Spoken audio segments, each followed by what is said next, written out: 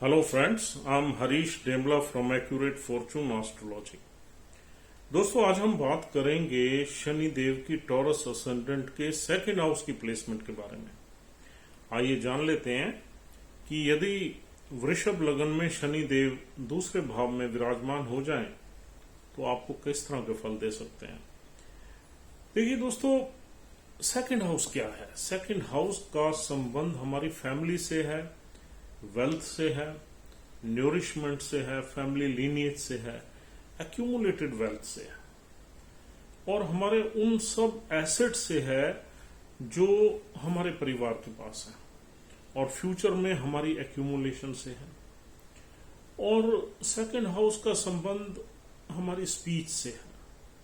तो ये प्राइमरीली 5-6 चीजें हम सेकंड हाउस से देखते हैं। बहुत इंपॉर्टेंट हाउस है।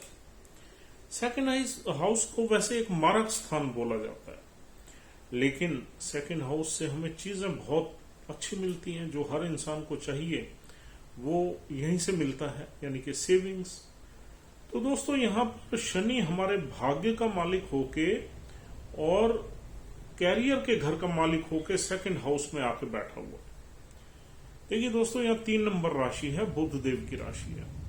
3 नंबर राशि का प्राइमरीली जो संबंध है वो बोलने से है, कम्युनिकेशन स्किल से है और थोड़ा आर्टिस्टिक चीजों से है, थोड़ा हॉबी से है और छोटे भाई बहनों की राशि है ये। और यहाँ पर शनि देव का आना कोई बुरी बात नहीं, अच्छा है। वेल्थ का घर है, घर तो ये हाउस तो वेल्थ का ही है, एक्यूमुलेटेड वेल्थ का। जब भाग्य का स्वामी वेल्थ के घर में बैठ जाएगा तो डेफिनेटली हमें वेल्थ से ब्लेस करेगा। अब देखना यह है कि शनि देव में डिग्निटी कितनी है। क्या उनका संबंध किसी मैलेफिक एनर्जी से या मैलेफिक प्लैनेट से तो नहीं बन रहा, या उन पर कोई दृष्टि मैलेफिक तो नहीं आ रही जिससे थोड़ा सा हमें वेल्थ देने में प्रॉब्लम्स दे वो। और दूसरा, शनि हमारे कैरियर का घर है। जब कैरियर का संबंध हमारे सेकंड हाउस से हो जाता है तो this is A auspicious placement. इसका मतलब हम अपने कैरियर से अपनी सेविंग्स करेंगे, कैरियर से पैसा कमाएंगे और सेविंग्स करेंगे। और भाग्य का स्वामी वेल्थ में बैठ जाए तो हमारे भाग्य में वेल्थ तो लिखी गई, बिल्कुल लिखी गई, दिस इज ट्रू। लेकिन दोस्तों, सैटर्न जो एक प्लैनेट है ना, वो सैटर्न की जो बेसिक नेचर है, सैटर्न हार्डशिप बहुत कराता है, सैटर्न डिले बहुत करता है चीजों में। स्लो मूविंग प्लैनेट है, कोई चीज आपको देनी है वो इमीडिएटली नहीं देता। जैसे मंगल है, मंगल इज ए कारका ऑफ एक्शन, राहु है, ये सब प्लैनेट्स इमीडिएट हिट करते हैं। कोई भी चीज देनी हो आपको इमीडिएटली देंगे, देर नहीं कराएंगे। लेकिन शनि जो है वो आपकी पूरी परीक्षा लेगा, पूरी मेहनत कराएगा, उसके बाद जाके आपको ब्लेस करेगा। फिर क्या है, फर्स्ट जो साइकिल है सैटर्न का, उसके बाद ही इंसान को ब्लेस करता है। और बाई चांस शनि देव की अगर महादशा आपकी लाइफ में 28 साल से पहले आ गई तो आप ये मत समझना कि हमें वेल्थ मिल जाएगी क्योंकि हमारा योग कारक प्लैनेट बैठा हुआ है सेकंड हाउस में। ये बहुत बड़ा भ्रम है और ये ज्यादातर आपको सुनने को मिल जाएगा कि ये बहुत ही जो है ऑस्पिशियस है, ये करोड़पति बना देगी, अरबपति बना देगी। ये मेहनत करवा के ही पैसे देने वाली प्लेसमेंट है। और पहले 35-36 साल तक तो आदमी को बहुत ही ज्यादा मेहनत करनी पड़ती है इस प्लेसमेंट से पैसा लेने के लिए, यानी कि पैसा इकट्ठा करने के लिए। फिर 35-36 साल में आप पैसा सेविंग्स वगैरह स्टार्ट करते हैं और जब सेकंड साइकिल शनि का चला जाता है तब आपके पास वेल्थ के योग बनते हैं। तब आप एक रिच और वेल्दी इंसान के रूप में समाज में आपकी प्रतिष्ठा होती है। तो आप देख लीजिए कि अगर हम रफली 29 साल में एक साइकिल शनि का पूरा होता है और फिर दूसरा साइकिल 58 साल के आसपास होगा, 57-58 साल में, तो आप ये देख लीजिए कि पहले साइकिल के बाद यानी कि 29-30 के बाद आप इस्टेब्लिश होना शुरू करेंगे, 35-36 के बाद सेविंग स्टार्ट करेंगे और फिर 57-58 साल के बाद आपको रिचनेस आएगी। एक तो इस प्लेसमेंट से ये है। अब ये ऐसा नहीं है ये unfortunate, this is A fortunate placement. इसमें आपको अपना मेहनत का फल जरूर मिलता है। इसमें आप जो भी हार्डशिप करते हैं उसमें आप अपनी वेल्थ को एक्यूमुलेट करने में ग्रेजुअली आप कामयाब हो जाते हैं, ग्रेजुअल सेविंग्स में कामयाब हो जाते हैं। लेकिन इसमें मेहनत का भाव बहुत है। और फिर ये अर्ली लाइफ का हाउस है। सेकंड हाउस क्या है? बहुत अर्ली लाइफ का न्यूरिशमेंट का हाउस है। तो यहाँ पर हमें कुछ न्यूरिशमेंट में भी, यानी कि पेरेंटल न्यूरिशमेंट में भी कमी नजर आती है, क्योंकि ये शनि है। शनि हमें वो न्यूरिशमेंट नहीं देता जो दूसरे अच्छे प्लैनेट्स देते हैं। मून देता है, वीनस देता है, वो न्यूरिशमेंट नहीं देता। तो सैटर्न एक जो है हमारा एक सेपरेटिव एनर्जी है और थोड़ा सा ट्रबल सम एनर्जी है। हमें ट्रबल ज्यादा देती है कुछ देने से पहले, ब्लेस करने से पहले। तो यहाँ पर हमारी अर्ली लाइफ में थोड़ी सी न्यूरिशमेंट की कमी रहेगी। डिसिप्लिन हमारी फैमिली में ज्यादा रहेगा, रिस्ट्रिक्शंस ज्यादा रहेंगी, हमें एक बाउंड्री के अंदर ही बांध दिया जाएगा, हमारे ऊपर कई तरह की पाबंदियां लगा दी जाएंगी पेरेंट्स के द्वारा या हमारे एक्सटेंडेड फैमिली के द्वारा, यानी कि फैमिली का ही घर है ये। और हमारे ऊपर कई तरह की रिस्ट्रिक्शंस होंगी, हमें ये करना है, ये नहीं करना, यहाँ जाना है, वहां नहीं जाना, उससे बात करनी है, इससे नहीं करनी, हमें स्कूल में ऐसे रहना है, घर में ऐसे रहना है, आके हमें ये एक्टिविटीज करनी है, जाने से पहले ये एक्टिविटी। ये जो हमारे ऊपर रिस्ट्रिक्शंस हैं ये सारी शनिदेव ही लगवा देंगे। तो हम विल नॉट बी हैप्पी, क्योंकि हमारा जो बचपन है वो कहीं ना कहीं उसमें इतनी इफ एंड बट्स हो जाएंगे कि हम अपने बचपन को पूरी तरह एंजॉय नहीं कर पाएंगे। लेकिन इस प्लेसमेंट में ऐसा माना जाना चाहिए कि हमारी जो फैमिली है, क्योंकि फैमिली ऑफ पेरेंट्स की तो एज ज्यादा है, यानी कि वी कैन एज्यूम कि पेरेंट्स की एज 36 से ज्यादा है, तो हमारे parents well to do family होगी। और चाहे वहां जितनी भी रिस्ट्रिक्शंस हों, लेकिन उनके पास थोड़े पैसे भी होंगे और हमारी जो है पेरेंट्स के पास अपने थोड़े सा रूल्स रेगुलेशंस ये रहेंगे। हमारे पेरेंट्स में थोड़ी सी रिलीजियसनेस भी होगी, यानी कि they would be believing in God. लेकिन बहुत ज्यादा पार्टिसिपेशन रिलीजियस एक्टिविटीज में शायद ना हो, क्योंकि सैटर्न बहुत ज्यादा उसमें घुसाता नहीं है। और स्पिरिचुअलिटी का भाव हो सकता है, थोड़ा बहुत एक अच्छे इंसान हो सकते हैं। अब सैटर्न यहां बैठ के ये तो हमने बता दिया कि हमें वेल्थ जो है ये 36 के बाद वेल्थ एक्यूमुलेशन की तरफ ले जाएगा और फिर 58-59 साल में हमें रिचनेस दे देगा। This is very much clear. और देखिए इससे पहले भी ये चीजें हो सकती हैं। कोई एस्ट्रोलॉजी में कोई हार्ड लाइन नहीं है, क्योंकि हम एक ही प्लैनेट को डिस्कस कर रहे हैं यहाँ पर। अगर और कोई शुभ योग हुआ और कोई शुक्र देव एक्सॉल्टेड हुए, या और हमारा जो मरकरी प्लैनेट है बहुत ही ऑस्पिशियस हुआ और कहीं यानी कि 10वें घर में बैठ गया, या किसी ऐसे प्लैनेट्स में बैठ गया, वीनस हमारा बहुत ही पावरफुल हुआ, तो हमें बहुत ब्लेसिंग्स मिल सकती है और हम जल्दी भी रिचनेस की तरफ बढ़ सकते हैं। लेकिन अभी तो हम सिर्फ हम ये मान रहे हैं कि सिर्फ शनि को हम देख रहे हैं और किसी प्लैनेट को नहीं देख रहे। तो नॉर्मली आप देखोगे शनि यहां बैठ जाए तो मोर और लेस आपको इस तरह के रिजल्ट्स देगा। और दोस्तों अब ये हाउस हमारी स्पीच का भी हाउस है। अब यहां पर शनि देव एक थोड़े से स्ट्रेट फॉरवर्ड, थोड़े से रफ एंड रूड नेस देते हैं, स्पीच में खड़ी बोली देते हैं। तो आदमी ऐसा लगता है दूसरा आदमी थोड़ा घमंडी है, थोड़ा प्राउड है, और एक लैक ऑफ स्वीटनेस। जैसे वीनस है बहुत ही स्वीट प्लैनेट है, मून है बहुत ही यानी इमोशनल प्लैनेट है। आपकी जो स्पीच है उसमें इमोशंस मिलेंगे अगर मून बैठा है, और अगर वीनस बैठा है तो बहुत स्वीट एंड फ्लर्ट एंड थोड़ा सा पॉलिश्ड मिलेगी और सेंसुअल, थोड़ी सेंसुअस स्पीच होगी। शनि एक स्ट्रेट फॉरवर्ड प्लैनेट है, तो हम ऐसे बात करेंगे, अरे नहीं मैं नहीं कर सकता यार, तो ये क्या है, मतलब this is not a good way of speaking. तो इस तरह की स्पीच मिलेगी, स्ट्रेट फॉरवर्ड मिलेगी, उसमें कोई स्वीटनेस की कमी होगी, पॉलिश की कमी होगी, कर्टसी की कमी होगी। तो इस तरीके से ये इंसान बोलेगा अगर और कोई इस पे इम्पैक्ट नहीं है तो। और दोस्तों यहां पर हमारी फैमिली का भी ये घर है, यानी कि पेरेंटल फैमिली या हमारी एक्सटेंडेड फैमिली, यानी दादा दादा नानी वानी जो भी चाचा वगैरह ये रहती हैं। तो अब यहाँ पर हमारी जो फैमिली है, एक्सटेंडेड फैमिली है, उनकी भी इंटरफेरेंस हमारी लाइफ में होगी और उनकी भी रिस्ट्रिक्शंस होगी। वो भी हमें अनवांटेड एडवाइजेस देते रहेंगे कि आपको ऐसा नहीं करना चाहिए, ये ठीक नहीं है, ये गलत है, ऐसे। तो ये दूसरा, यहाँ पर थोड़ा सा फाउल स्पीच, थोड़ा सा बचपन में झूठ बोलना, ये सारी चीजें भी यहाँ पर मिलती हैं। और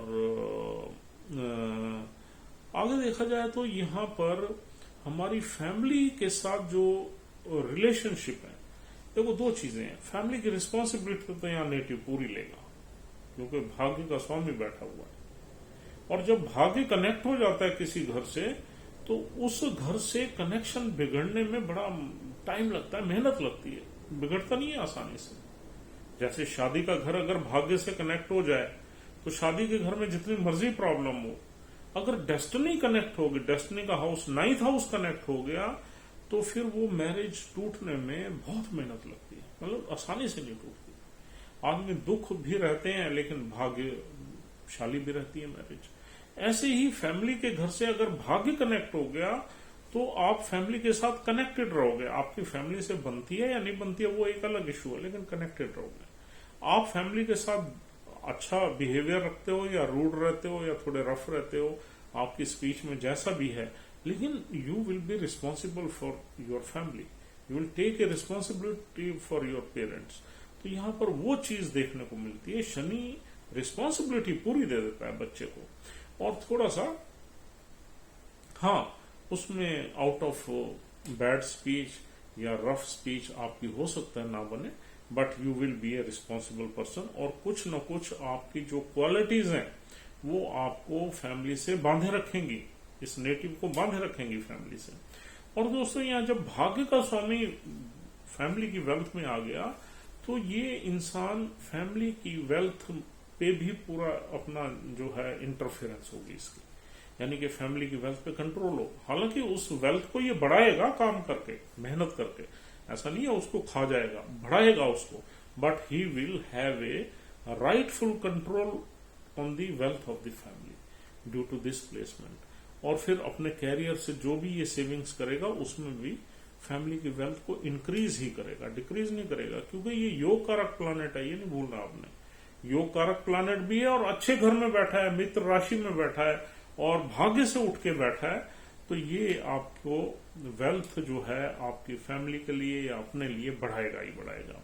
और दोस्तों, यहाँ और क्या चीजें मिलती हैं, हमारी फैमिली में ट्रेवल्स हो सकती हैं, क्योंकि 9th हाउस ट्रेवल्स का है, और ट्रेवल का इंटरनेशनल ट्रेवल्स का प्लानेट जब हमारी फैमिली में आ गया पेरेंट्स की, तो पेरेंट्स की इंटरनेशनल ट्रैवल हो सकती है, आपकी भी हो सकती है। लेकिन ये ट्रैवल्स थोड़ी सी डिले चल रहेगी, मतलब 32-35 साल के बाद ही ये अपॉर्चुनिटीज मिलती हैं ट्रैवल्स करने की पेरेंट्स को, और ऐसे ही नेटिव को। और दोस्तों, यहां से हम और क्या देखते हैं, एक डिवाइन ब्लेसिंग देखते हैं। 9th house is a house of divine blessing, तो यहाँ पावर ऑफ डेस्टिनी बढ़ जाएगी, यानी कि फैमिली पे एक डिवाइन ब्लेसिंग जरूर रहेगी। यानी कि फैमिली में अगर कोई भी प्रॉब्लम है, डिस्प्यूट है, टेंशन है, वो नेचुरल वे में कुछ ऊपर वाले की कृपा से वो चीजें दूर होती रहेंगी, ऑब्स्टेकल्स आएंगी तो दूर हो जाएंगी by the power of destiny.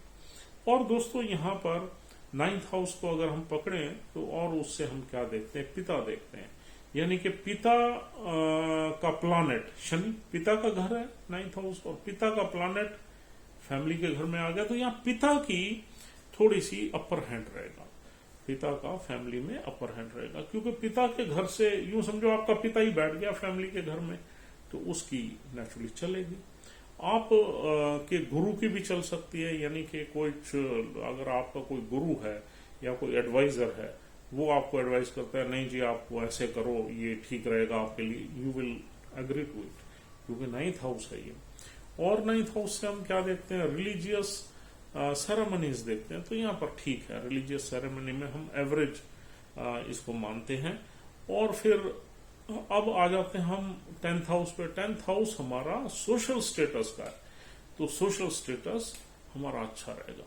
We'll be treated as a wealthy and prosperous family in this society and we will naturally uphold the good status in this society. और हमें सोसाइटी से और गवर्नमेंट से सपोर्ट मिलेगी। यानी कि 10वां घर किसका है? अथॉरिटेटिव लोगों का है, सोसाइटी का है, गवर्नमेंट का है। तो इन तीनों से हमें सपोर्ट मिलेगी अपनी फैमिली को अपलिफ्ट करने में, पैसा कमाने में, व्यापार चलाने में। अब अगर हमारे कैरियर के घर का स्वामी अगर सेकंड हाउस में आ गया फैमिली में, तो हमारे कैरियर फैमिली बिजनेस में से भी इंस्पायर्ड हो सकता है, या वही हम फैमिली बिजनेस को भी कंटिन्यू कर सकते हैं, कैरी ऑन कर सकते हैं, क्योंकि हमारा कैरियर के घर का प्लैनेट फैमिली में आ गया, फैमिली के घर में बैठ गया, तो फैमिली बिजनेस में हमारा कैरियर चल सकता है। This is A direct connection. या हमारे कैरियर को हमारे फैमिली सेटल करेगी, हमें इंस्पायर करेगी एक पर्टिकुलर प्रोफेशन को चलाने के लिए, या हमारे कैरियर को सेट करने में हमारी फैमिली की वेल्थ का काम होगा, या वो काम आएगी। और फिर डेस्टिनी के घर का लॉर्ड भी है ये, तो हमारी डेस्टिनी हमारे परिवार से ही बनेगी, हमारे परिवार की पूरी सपोर्ट से ही हमारी डेस्टिनी की फॉर्मेशन होगी। और हमारा जो 10th हाउस है, और उससे हम क्या देखते हैं? 10th हाउस से हम अपनी ग्रोथ देखते हैं, कैरियर की ग्रोथ, प्रोस्पेरिटी। तो ये ग्रोथ हमारी डेफिनेटली यहां पर अच्छी ही मिलेगी। तो दोस्तों ये सारी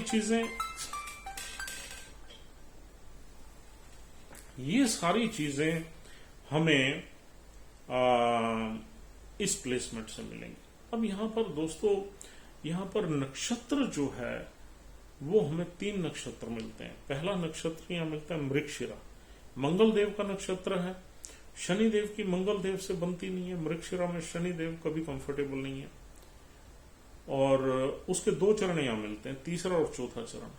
मृगशिरा में अगर शनि देव बैठे हुए हैं तो मंगल देव की प्लेसमेंट आपको जरूर देखनी पड़ेगी कि शनि देव आपको कितना ब्लेस करेंगे यहां और कब करेंगे। अगर मंगल बहुत ही अच्छा वेल प्लेस्ड है तो फिर ये आप समझो कि 28-29 साल के बाद ये ब्लेसिंग स्टार्ट हो जाएगी आपकी लाइफ में। बट बिफोर 28 हम बिल्कुल नहीं कहते, ठीक है जी। और मंगल देव अगर कहीं फंसे हुए हैं, कहीं नीच के पड़े हुए हैं, गलत राशि में पड़े हुए हैं, 8वें में है या 12वें में है या 6ठे में है, तो ये फिर हमें काफी हमारी लाइफ में ट्रायल्स वगैरह चलेंगे और उसके बाद ही हमारी सेटलमेंट होगी। और दोस्तों दूसरा नक्षत्र यहां मिलता है आर्द्रा नक्षत्र, राहु देव का। ये नक्षत्र खराब है, हम शुरू से ही कहते हैं। इस नक्षत्र में हालांकि कुछ लोगों का मत है कि ये नक्षत्र खराब तो है, लेकिन इसके बाद एक प्रोस्पेरिटी आती है, एक नई शुरुआत होती है। लेकिन ऐसा हमें कम मिलता है। प्रैक्टिकली जब हम चार्ट्स देखते हैं तो आर्द्रा नक्षत्र में जब कोई भी प्लैनेट बैठा होता है तो वो बुरे फल ज्यादा देता है और वो बार बार देता है। इट इज नॉट कि एक बार आपकी लाइफ में कोई प्रॉब्लम आ गई, वो ठीक है, उथल पुथल हो गई, आप रीसेटल हो गए, तो वो समझ में आता है। लेकिन ये आर्द्रा नक्षत्र ऐसा है, ये बार बार आपको आपकी चीजें बिगाड़ता है। थोड़ा डिस्ट्रक्टिव नक्षत्र है तो डिस्ट्रक्शन की तरफ ले जाता है। तो दोस्तों यहाँ पर आर्द्रा नक्षत्र में यहाँ पर कुछ बुरे फल भी देखने को मिलते हैं। बुरे फल मिलेंगे आपकी फैमिली के वेल्थ के बारे में। आपकी फैमिली के वेल्थ का लॉस हो सकता है, अचानक किसी चीज में भी हो जाए, वो दूसरे प्लैनेट बताएंगे कि कहां से लॉस आ रहा है। आपकी फैमिली की वेल्थ में इंस्टेबिलिटी हो सकती है, आपकी फैमिली के वेल्थ में झगड़े हो सकते हैं, आपका झगड़ा फैमिली के साथ रह सकता है, और फैमिली के साथ थोड़ा मतलब जो है उनकी लाइफ में अप डाउन्स भी रह सकते हैं और हेल्थ से रिलेटेड इश्यूज भी रह सकते हैं फैमिली के साथ। तो ये वाला आर्द्रा नक्षत्र हम छोड़ देते हैं। इस आर्द्रा नक्षत्र का दूसरा और तीसरा चरण ज्यादा खराब है। पहला चरण और चौथा चरण फिर भी उसमें कुछ बचाव है, तीसरा और दूसरा चरण ज्यादा खराब है, उसमें ज्यादा इंस्टेबिलिटी मिलती है फैमिली में, वेल्थ में, बीमारी में, झगड़े में, ये वो फसाद काफी है यहाँ पर। तो इसको हम ज्यादा नहीं डिस्कस करेंगे। और तीसरा नक्षत्र है जिसके 3 चरण मिलते हैं, वो नक्षत्र है दोस्तों पुनर्वासु का। पुनर्वासु नक्षत्र रिहैबिलिटेशन का या रीसेटलमेंट का है। ये नक्षत्र गुरुदेव का है और इस नक्षत्र को हम ठीक समझते हैं, अच्छा समझते हैं, लेकिन ये नक्षत्र भी रीहैब का है। और रीहैब कब होती है? एक बार जब आपकी लाइफ में प्रॉब्लम्स आ जाए तो उसके बाद आप पूरा शेकिंग सर्कमस्टांसेस के बाद जब रीसेटल होते हैं तो उसका नक्षत्र है ये पुनर्वासु, यानी कि दोबारा से बसना। तो पुनर्वासु में भी ऐसा अज्यूम किया जाता है कि कुछ हमारी शेकिंग चीजें रहेंगी लाइफ में और फिर हम रीसेटल होंगे। तो ये भाव फैमिली में भी मिलता है। तो दोस्तों ये वाले नक्षत्र जो हैं, मैं ये कहूंगा ये नक्षत्र मतलब 2 नक्षत्र तो ठीक नहीं है, पर्टिकुलरली शनिदेव के लिए। राहु नक्षत्र खराब है और मंगल राहु का दुश्मन है। गुरु और शनि, मंगल जो है शनि का दुश्मन है, और गुरु और शनि में थोड़ा न्यूट्रल हम देखते हैं, तो यहां पर चीजें फिर भी अच्छी चलेंगी।